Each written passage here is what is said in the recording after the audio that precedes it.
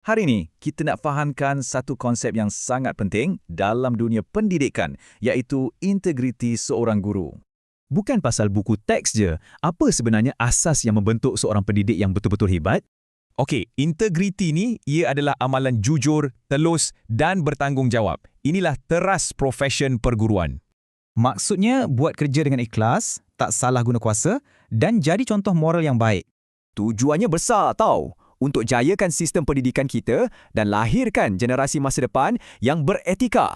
Jadi apa tiang-tiang utama yang menyokong integriti seorang guru? Jom kita pecahkan kepada 6 elemen.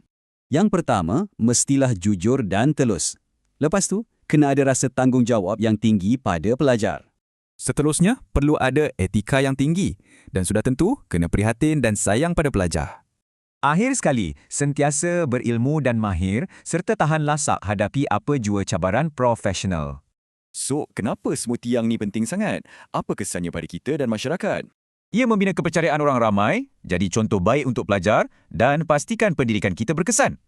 Dan poin ni penting sangat. Tanpa kepercayaan, seluruh sistem pendidikan kita boleh jadi goyah tau.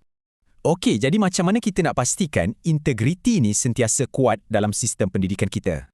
Prosesnya berterusan melalui penilaian, sokongan kerajaan dan fokus berterusan pada etika profesional. Ini bukan usaha sekali jalan, tapi satu komitmen jangka panjang untuk kecemerlangan pendidikan negara kita. Jadi, mari kita fikirkan, bagaimana integriti seorang guru itu sebenarnya membentuk masa depan kita semua?